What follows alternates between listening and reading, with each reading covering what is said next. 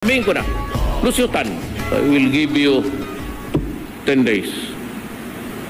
Bayaran mo. Pag bayaran mo, sirahan ko. Wala nang airport. So what?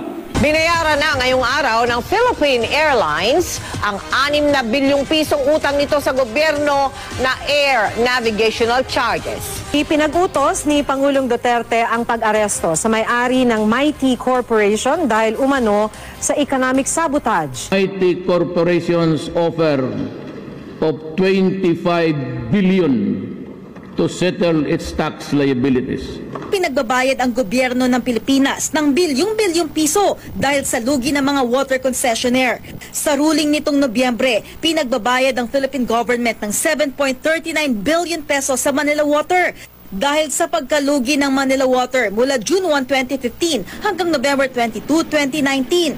Noong October 2018 naman, pinagtibay ang 3.4 billion pesos na arbitral award para sa Maynilad para sa lugi raw nito mula March 11, 2015 hanggang August 31, 2016. Sinisingil ako ng 7 billion na lugi nila. Sabi ko sa cabinet member, sila sekretarya nyo, sabihin mo sa mga putang ina nila, ni 5 centimos, hindi ko sila babayaran. Bibirahin ko sila. Do not force my hand into it. Ipit-ipitin nyo ako ng kaso. TRO dito, punta kayo sa korte, pigilan ako. Mangyari talaga ang hindi ninyo gusto. Sabihin ko sa inyo, ayaw ko, pero pag pinilit ninyo ako, one night, hulihin ko silang lahat. Papile ko to.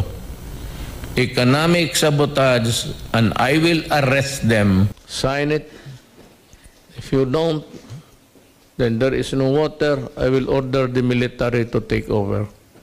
And I will nationalize the water issue, and then I will file the corresponding charges, maybe plunder.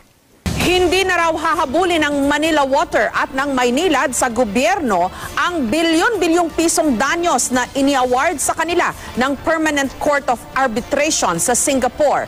Para yan sa hindi na ipatupad na taas singil sa mga nakalipas na taon. Hindi na rin daw itutuloy ang nakaambang water rate hike sa Enero. Hindi nyo na po ba sisingilin yung 7.4 billion? Opo sir, susunod po kami sa kagustuhan ng gobyerno at ng pamahalaan at ng Pangulo po. Sang-ayon po kami sa direktiba ng Presidente, sa kagustuhan ng Presidente. Wag na ho naming habulin yung historical arbitral award sa amin. Hindi na rin daw muna itutuloy ng Maynilad at Manila Water ang nakaambang taas singil sa Enero. Ompong magrang rantau kutal mandan yusa tuyo gundul kesana kesering ngampet kendul kenduru hotel latte lo tampak lo yo.